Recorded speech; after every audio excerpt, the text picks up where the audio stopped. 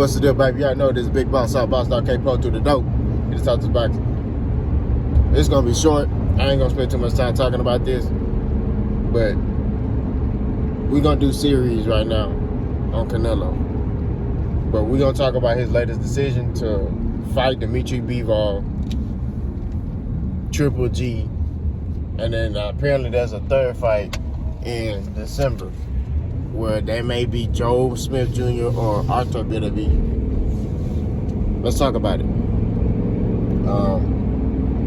I felt like this was the wrong decision. I'm not gonna lie to you.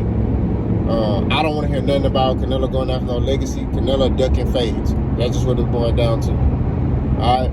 At the end of the day, Jamal Charlo's a legacy-defining fight. At the end of the day, David Benavidez is a legacy-defining fight, and Canelo's holding up a division.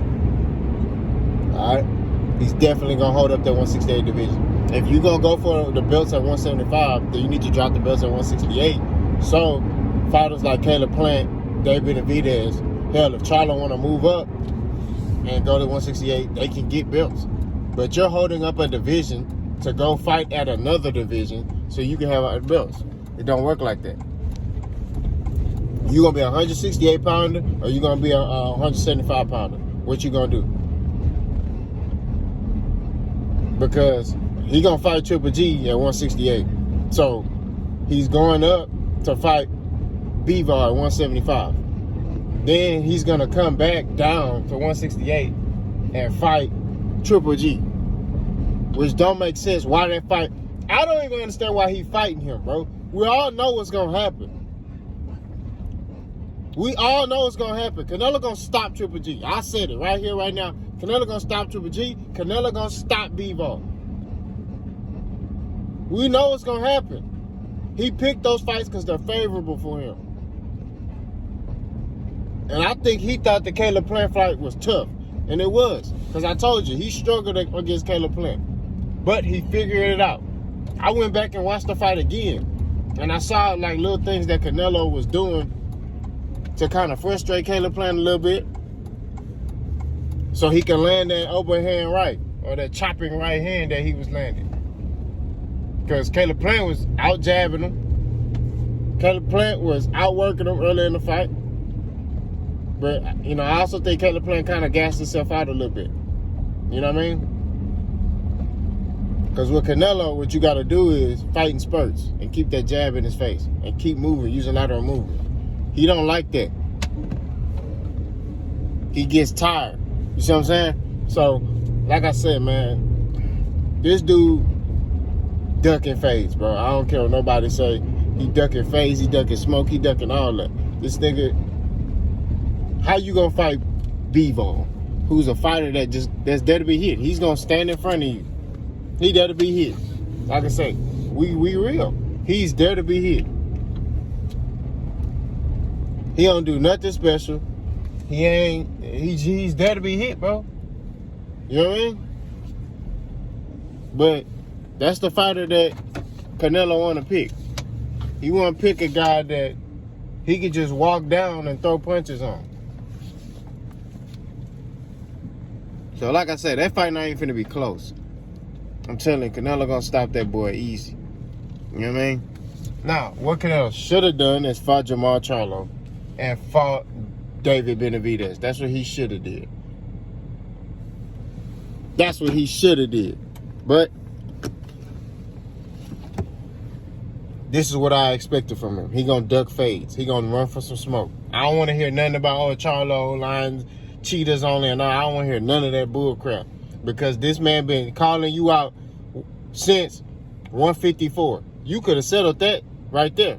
Say, you know what, look, I'm going to fight Charlo and I'm going to beat him and I'm going to show y'all that he's not who he say he is. That's what you do. He ain't do that. David Benavidez been calling you out. You can say, hey, man, look, I'm going to stop him because he been talking. Y'all trying to hype him up and saying he'll beat me. I'm going to beat that boy and just let you know what it is. Because I'm Canelo. Boom. If he would have fought them two, I would have had nothing to say about Canelo. I would have had nothing to say. I wouldn't have squat daily to say. But Canelo does this to himself, him and his team. They know what Canelo's weaknesses are. They know Charlo is a matchup nightmare for them. They know that. They know that. I'm not, and like I said, I see it as a 50-50 fight, but I definitely see that Charlo can beat Canelo. I can see that. Charlo has a strong jab. Charlo's very technically sound. He can let his hands go when he need to. It's not going to be easy. And Canelo knew that. It's not going to be easy against David Benavidez. David Benavidez is big. David Benavidez throws a lot of combinations. Okay? Now, granted, after carefully reviewing, going back, because I know I said in other videos that David Benavidez can beat Canelo. I look at that fight as a 60-40 fight. Canelo's way. I think David Benavidez will need to work on his defense more, because I think Canelo will just start breaking him down to the body. I think Canelo will slip, wait for David Benavidez to throw a certain punch, slip, and go to the body. I see that a lot. You know, and then I could see Canelo kind of faint to the body. After a while, David Benavidez overreacts, and Canelo comes with that overhand right. But at the end of the day, you get legacy-defining fights. These will be a legacy-defining fights. Canelo, you already have all the accomplishments. What more do you need to accomplish? This is the time where you need to start submitting your legacy. This is the time. You're the first Mexican to become undisputed. But this is the time for you to cement your legacy as concrete. Because it ain't concrete. He is a Hall of Fame fighter, but it's not concrete. It's too many question marks in his resume as far as him fighting certain fighters at certain ages and certain times, and him, it's too much of that. It's too much of that.